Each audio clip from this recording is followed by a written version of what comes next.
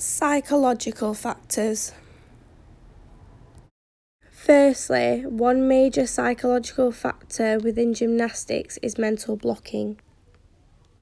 Researchers like Crust 2007 have defined mental toughness in terms of coping effectively with pressure and adversity so that performance remains little affected. Now we know what mental toughness is. What factors affect mental toughness? Thelwell and colleagues 2010 have come up with 4 different categories, which are sport process, sports personnel, non-sports personnel, and the environment. Within the sport process category, this shows 3 sections, which are training, competition, and club. We can see from this diagram that both training and competition have an equal amount of factors which affect the gymnast. This is highlighting that these 2 factors have an equal importance in terms of mental toughness. Although, because the club section doesn't have as many effects, this is still important. For example, one effect is to make me feel part of a team. Now this is crucial as a gymnast will want to feel a sense of belonging. What this then means is that they might need a sense of security or relatedness. And in this case, they will have a shared interest for gymnastics. Moving on to the next category, this is sports personnel. In terms of sports personnel, this includes all the sport-related people that are involved and that help to develop that mental toughness. One of the main factors that stands out to me in this is the coach. The coach, by far, has one of the biggest effects on the gymnast's mental toughness. One of the most important responsibilities as a coach is to keep their participants motivated. And to back this up, research by Keegan and colleagues states that specific behaviours of coaches influence athletes' motivation. In terms of motivation, there are 2 different types, which are intrinsic and extrinsic. An example of intrinsic motivation would be a gymnast that takes part in gymnastics because they enjoy the sport. And an example of extrinsic motivation would be a gymnast receiving a medal for doing something well. Extrinsic motivation links nicely to competitions, as gymnasts will receive medals and trophies as rewards of a good performance.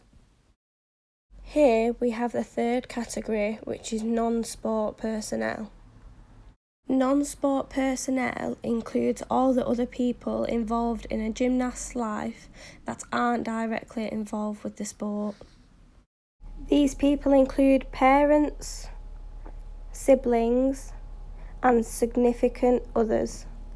Out of these 3, parents are the biggest influences on the gymnasts as they have the most effects.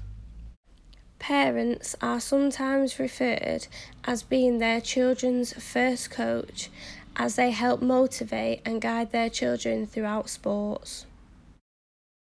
They invest money, time and emotional support in helping them climb the ladder of success.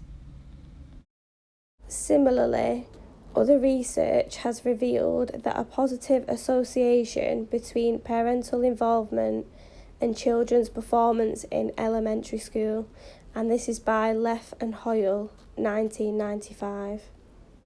The last category is environment. In terms of the environment, this refers to the different places in which the gymnasts may develop. As you can see, this is split into 4 different sections. Training environment, family environment, modelling, and country. The most important environment within this is family. This is because family are the people that you are usually closest to throughout life, and therefore give you the most support and motivation. Two more very important terms involved with the psychological side are grit and mindset. Grit has been said to be long-term perseverance for a goal or a set of goals. However, mindset is split into two categories, which are growth mindset and fixed mindset. Growth mindset is the belief that one may grow their intelligence and achieve their goals through hard work and dedication. Whereas fixed mindset is the belief that talents and intelligence cannot be changed. More research around these terms has shown that both grit and growth mindset are positive, yet fixed mindset is negative. Researchers have highlighted that those who think intelligence is inherent and unchangeable exert less effort to succeed and have a fixed mindset.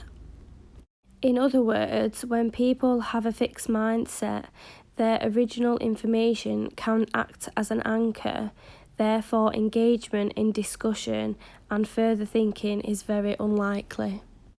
Also supporting this theory is Albert and colleagues 2019, as they have defined grit as a passion and effort sustained over years.